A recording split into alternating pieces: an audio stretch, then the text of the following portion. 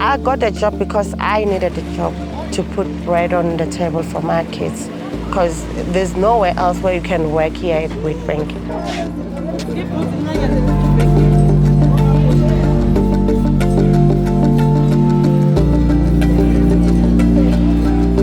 I did apply before and I couldn't get the job because when we went to the medical test, I failed the medical because I had a breathing problem. It's so bad because I think of the air quality that we are breathing here in Mpumalanga. It's very poor because of the coal mines. Got an eye problem because of the dust that is everywhere in Wheatbank.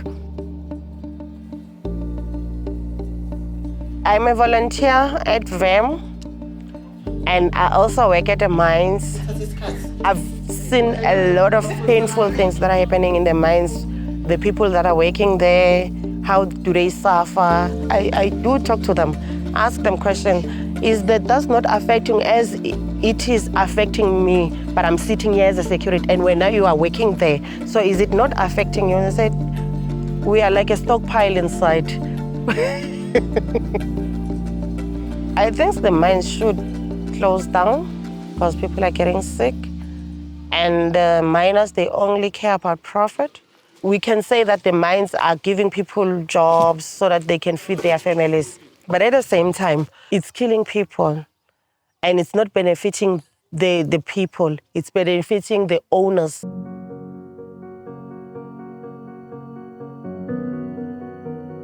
Energy democracy goes quite far back to the early 2000s.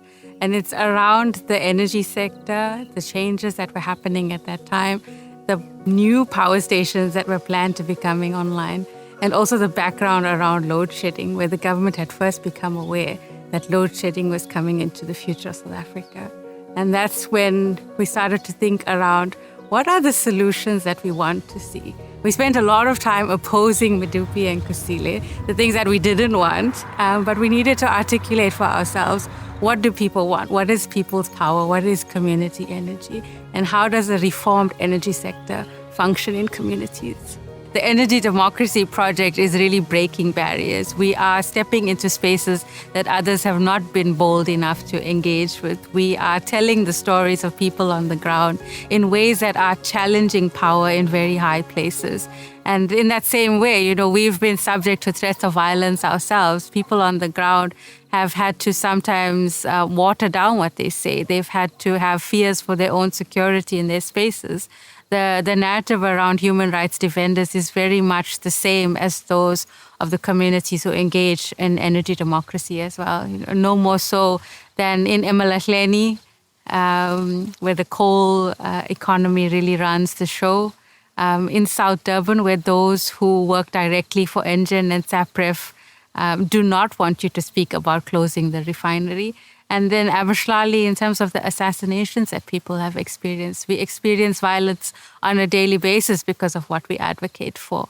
And in that way, that will never silence people because we are stronger together.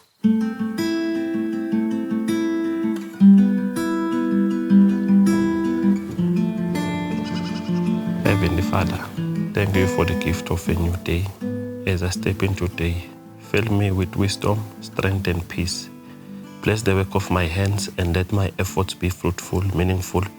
Protect me from harm and help me to walk in love, kindness, and justice. May I be a source of encouragement and change in my community. Amen.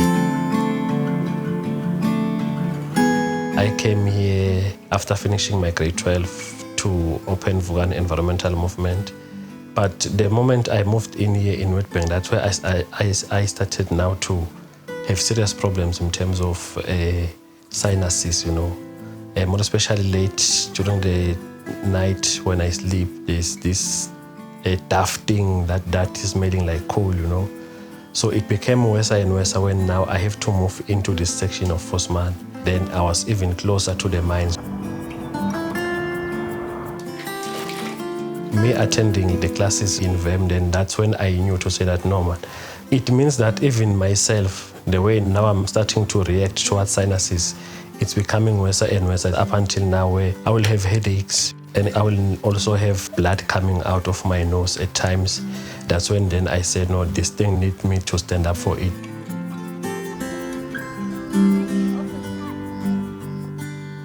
The environment that we are living in here in Emalahleni is really bad, you know.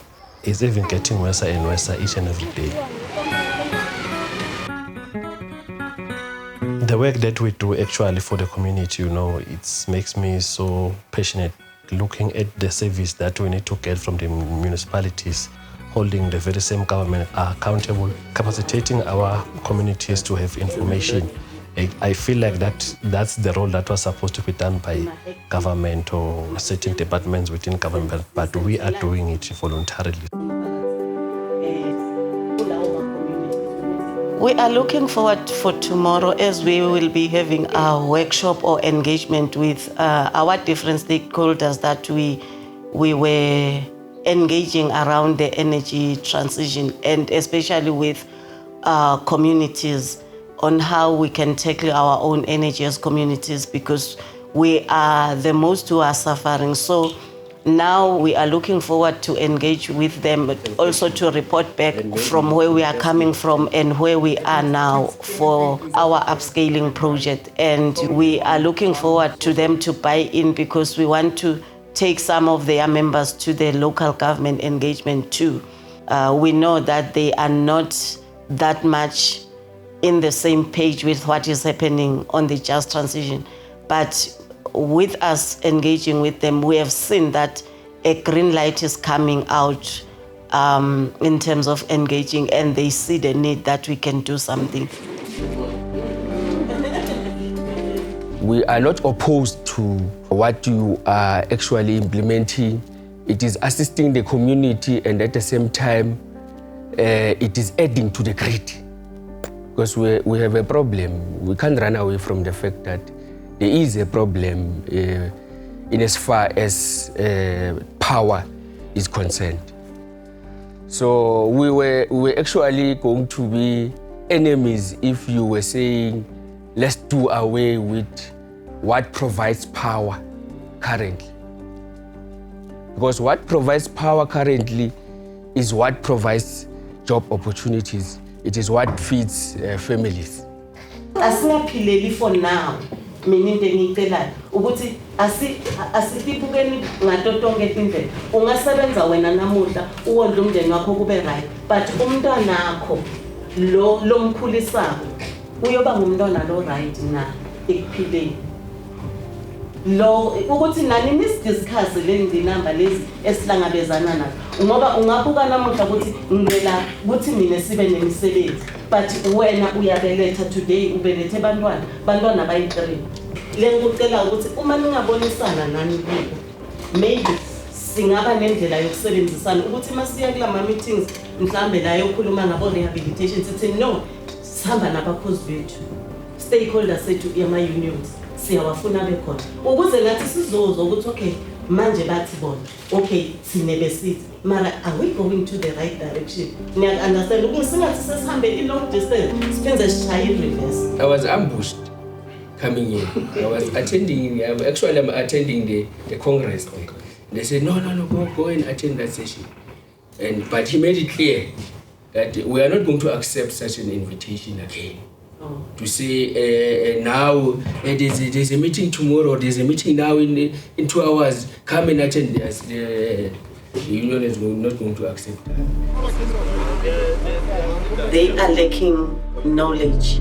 I feel like they've been spoon-fed with information without having deeper understanding and knowledge on what they are saying. So I think if maybe we can build more working relationship with them so that we can also raise awareness on why are we saying no to coal and why are we saying no to carbon capture, and also to look on ways on how we can go together with one voice, because now there is still a big gap.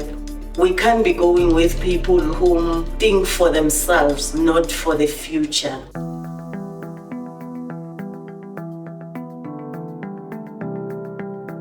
people in eMalahleni felt that their livelihoods are intrinsically linked to the coal economy, that the prosperity of coal is their prosperity, and without coal, they have no livelihood, no source of income, and their communities would be reduced to nothing.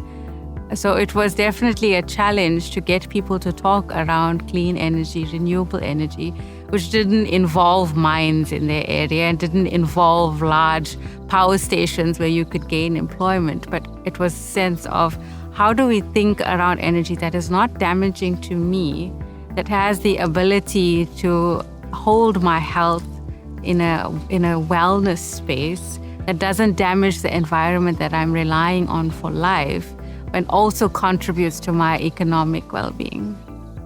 It's definitely an ongoing engagement, and it includes the economic actors in that area as well, the trade unions. But VEM has done incredibly well. They've engaged with all 8 extensions in their township. They formed a stakeholder forum which involves representatives from each of those communities, and they really embraced the opportunity that it presents to this area. Okay, my sister's son, Antando Masina, he was diagnosed with asthma when he was 2 months, and then he grew up with this problem. And then last year, he was very sick, and then the clinic transferred him to the hospital, but the treatment didn't work well because the pumps wasn't helping sometimes. That is why he got an attack when he was with his friends and he died.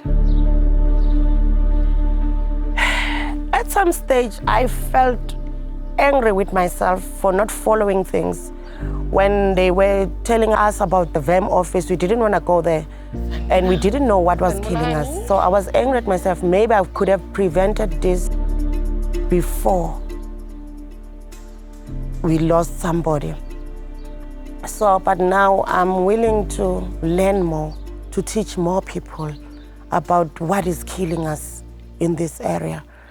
I'm willing to spread the word to everyone so that they can know what is killing us, what is polluting the air, what is polluting the water. It is very important to have the meeting with the unions because I think we should have them on our side so that they can know what we want our country to look like. If we let them know what they don't know, they will be on our side. VEM is a bit of a shining star in this entire project. Promise and her team have been so involved in the work, and they really believe passionately in the future around energy democracy. And they'll tell anyone who'll give them 2 minutes all about it. But they've also engaged with their local municipality, they've engaged with the provincial Department of Climate Change, and they've built strong relationships and network of actors that support their work and help them to build together. And we've been using their engagements as a case study for other partners to look at and understand better, how do you build these strong relationships that carry you forward when you're ready to make progress on the ground.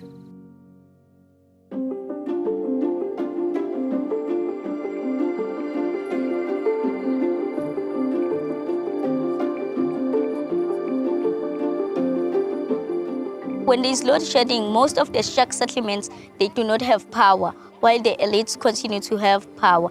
It means that there is still inequality, but how do we then address that? We have to address that through the solar panels. Most of the time, the electricity system that we have exposes the shack dwellers towards shack fires, and people die a lot. So if we introduce renewable energies, they will see the importance of understanding the dangers of the system that we have. First and foremost, energy poverty is a crisis in South Africa. Particularly the poor and marginalized people do not have access to energy because energy is centralized and controlled by the Department of Energy. People are living without lighting, and that has caused a lot of criminal activity to take place. Women fear to walk because they are harassed. The Abahlali story starts with the challenge of installing the demonstration unit in a community which was experiencing incredible levels of violence that should never be enacted on anyone. And just in solidarity with that community, that installation was delayed until we were able to identify a safe and secure time to continue to work with them. Abahlali's struggle is primarily around land justice and related economic justice. So when I was introduced to Abahlali as a partner, it didn't immediately click with me. Why are they actually a partner in this? But as we grew to understand, the struggle around land is really intrinsically linked to the struggle around energy and power and environmental justice as well. And their involvement as people living in shacks, informal settlements, really changed the narrative, because I feel like that reached out to our government in a way that the environmental justice movement was not directly impacting. We were showing that social ills are directly linked to access to energy and people's ability to afford clean energy.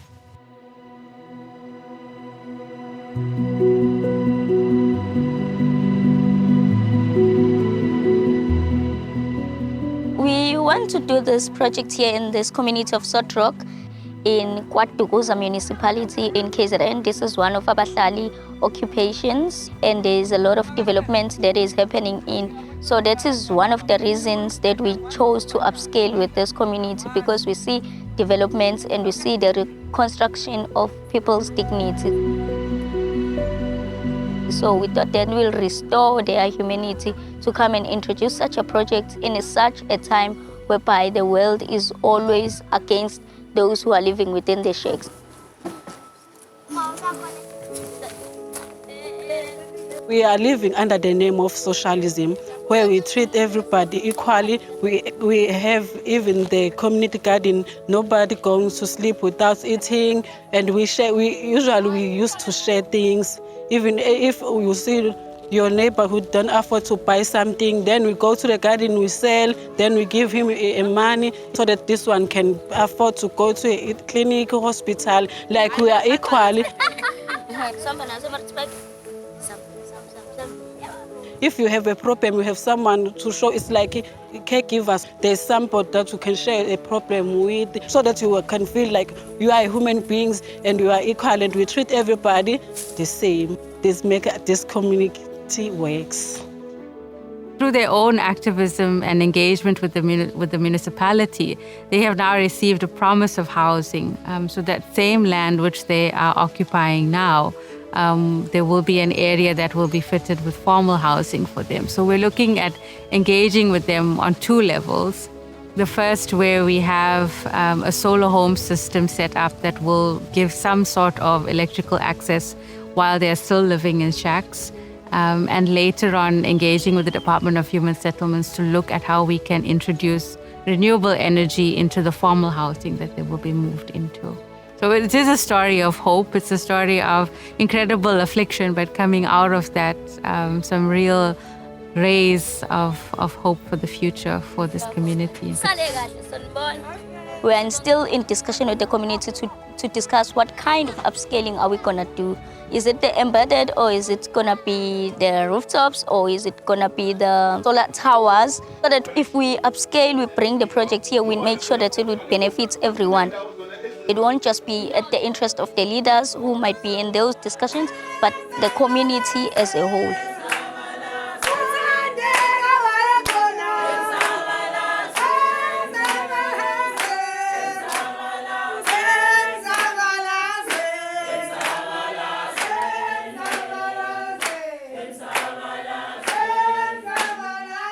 We want to start off with the dialogues to make sure that we leave no one behind. We just don't want to come up with complex information that people will not understand. So to us, it is very important, if we want to fix the country and we want to turn or overthrow the current system, it's to use the people's voices before anything else. Why it is in a criminal act when it denies the right to access to electricity? So we are forced to seek connectivity, but let us do it in such a way that it must not become ingozi. So let us get and force government, they must do the right thing. And we understand that not everyone is educated, so we have to ensure that we use examples, we use experiences such as of Vukani Environmental Movement to ensure that people understand that we are not alone in this matter. There are other people. I just want to say I'm very excited to be here.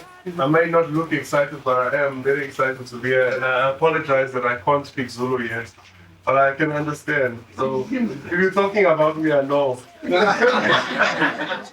I think when the team gets together, there's an incredible atmosphere, especially when we're engaging with the community. So what we try to do when we have community engagements, we try to bring all the different partners together. So it's also a moment for us to just touch base with each other and to build the movement within the partners. But then also when we are in these communities, we have unique experiences with each of them as well. And I think that informs our practice and helps us to shape and define it better so that it becomes more unique to what people's challenges are in each of these different settings.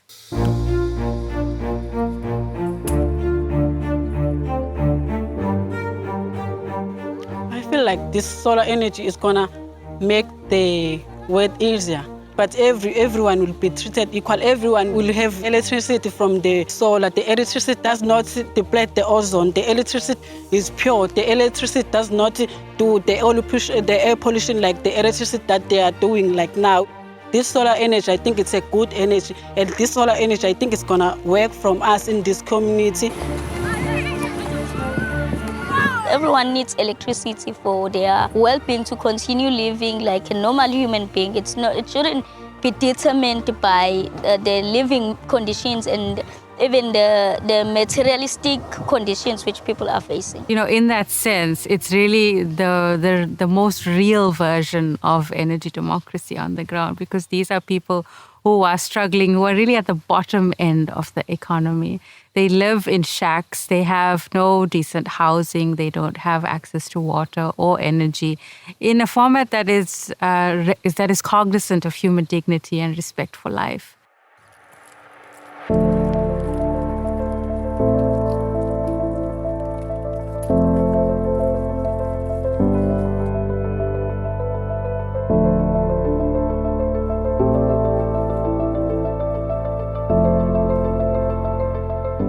This is my community, Kwamakuta Hostel.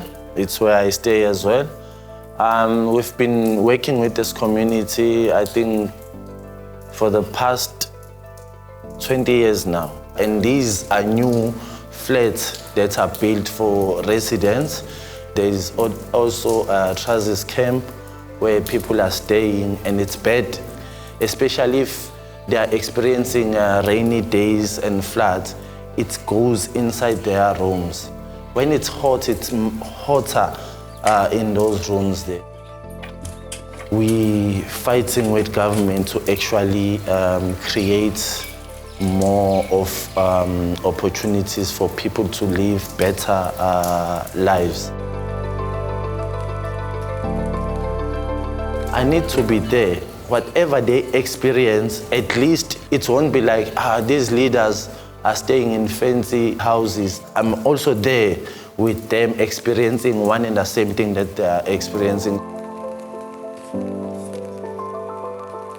Unfortunately, the budget that was allocated to build these 48 units, solar panels were not part of it, so they don't gonna sponsor us. SDCEA has really strong community ties. They have a 30-year history of working in the South Durban area and a number of organizations that make up the alliance. So they have grassroots reach like no other. I think the challenge, particularly with regards to SDCEA, has been to identify communities, specific communities that will be involved in the projects as beneficiaries, because it becomes a really difficult situation when you have to pick others and leave others out. So I think that's just where we're struggling, but also with the understanding that we don't want to overpromise and underdeliver. We really need people to understand that this is a project that is very much dependent on funding, and what we can achieve on the ground is shaped by that. And that also we can't give guarantees that something will definitely be coming to you. But we can ask you to engage meaningfully with the work in the hopes that this will become a reality on the ground. And we're very confident that it will become a reality.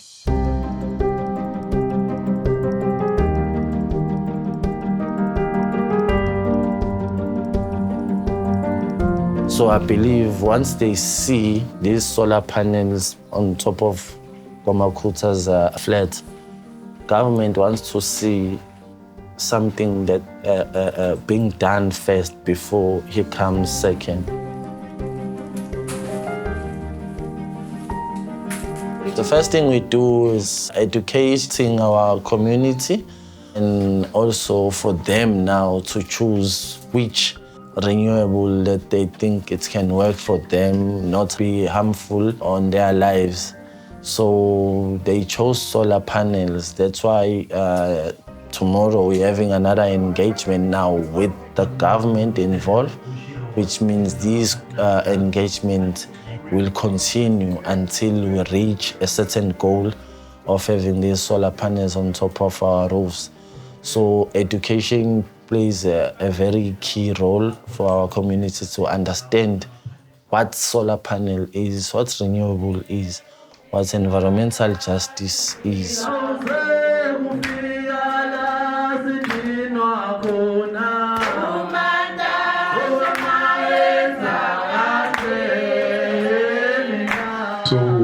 at this point in time, these projects, we have not started in terms of rolling out these projects. Rather, they are still within our think tanks because we have realized that we need to start thinking outside the box. And this is the first step towards many steps in terms of thinking outside the box. Members of the community are the ones who are deciding on what they want, where they want it, and how they want it. There's a lot of electricity cut-off, electricity load shedding that is happening, so communities will benefit.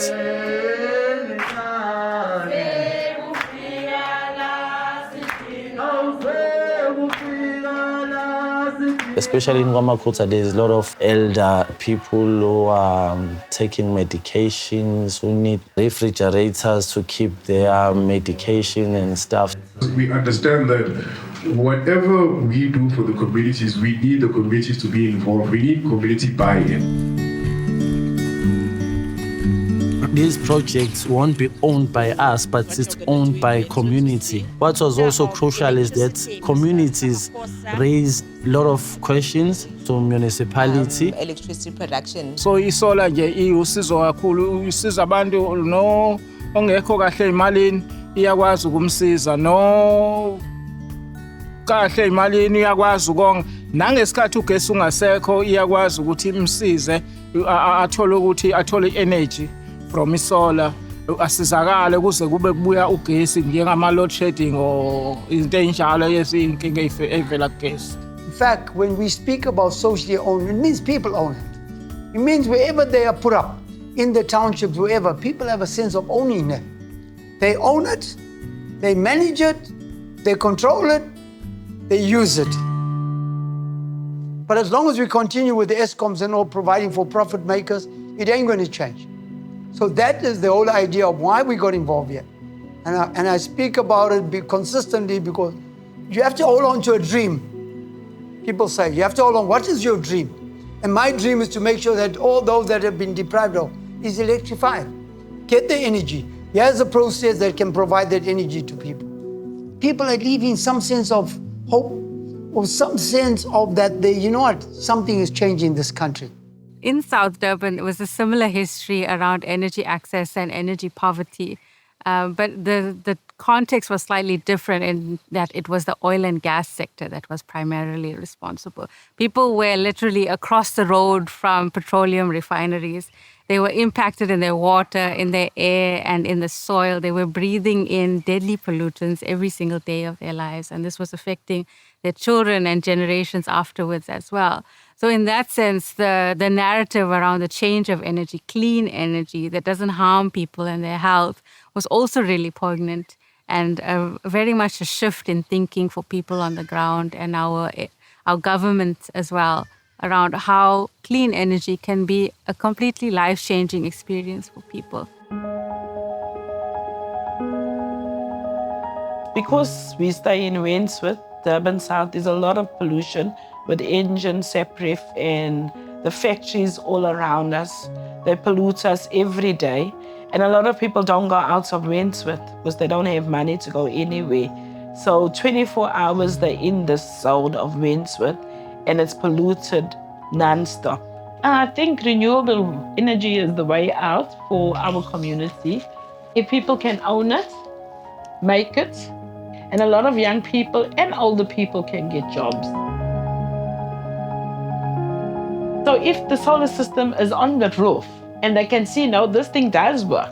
So we get people to buy into the idea, call meetings, educate them, and then, yes, from there, definitely, people will stand behind and also they will know that it's cheaper. They don't have to pay lights anymore. But what is nice now, we can see that the solar system does work, and we see the other 2 projects are also working in other communities. With the solar panels, you can also form a business, informal businesses from your house. You can sell food, you can run a tuck shop in your home. There's so much you can use a solar panel for. If someone comes and teaches all of us how to make a solar panel, how to install it, how to fix it. Just transition for me means not leaving anybody behind, that we take everybody with us. And secondly, the high For us as SDCEA, we won't be that much of a hassle or struggle because we have that working relationship with the officials, as well as the presence of our fellow comrades from other organizations like VEM, C, and Abahlali were also present, and they also presented sharing the parts of work that they have done in Mpumalanga and Abahlali. It shows unity among this organization. March, April. It's very much us, the small fry, who are really dedicated to a cause and trying to win this battle through every avenue that becomes available to us. And all of the power, it's a bit of a pun, all of the power is really concentrated in the energy sector in South Africa. They have got a lot of clout. The Department of Mineral Resources now, the Department of Energy, as well as Eskom, really have dictated to the South African public for several decades around what kind of power you will have access to, how much you will pay for it, and whether it's coming to you or not. And I think for me, that is really the essence of what we're doing here. From the very small starts on the ground, we are saying that, no, we will make decisions, we will make choices. We will be the people who are setting the agenda. And this is what we want it to look like. We've had a lot of challenges, with loss of comrades. We've had delays. We are a bit slow in certain things, but I believe that we've overcome some of the challenges. We are still trying our best to overcome the others. But all in all, we work as a team. We work united. And it's one of the foundations of this project is diversity and unity. Putting solar panels on top of our offices it was biggest success, and now communities believe on what we are saying because it's something that is up there. It is a learning process for us and also growing in these past years and seeing things different. It really opened up my mind to a lot of things that I didn't know, and also educated me, especially about renewable energy. I didn't know anything. Now I can talk to my neighbors about it and educate them and say to them, this is the way to go now. Because we know coal is bad for us. We can stand together and we can go with solar system. To maybe replace the coal mines with the solar mines. Yeah, it's like a replacement that people, they will not lose their jobs. Instead of teaching them how to blast coal, wash coal, they should teach them how to make solar panels, how to make batteries, how to install solars. Then it will create jobs for them.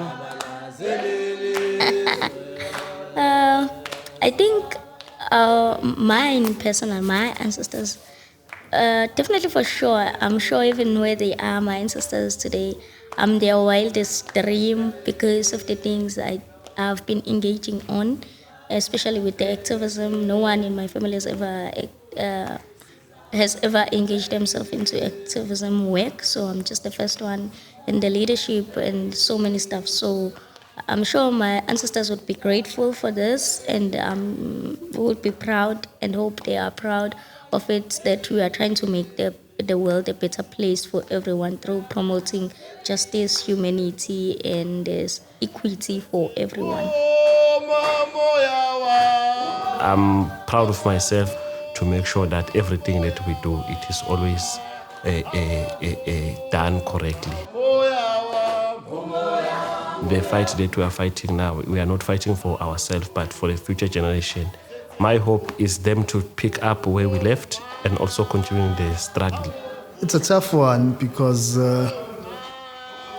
maybe they will have said we could have done better, maybe we could have done things differently.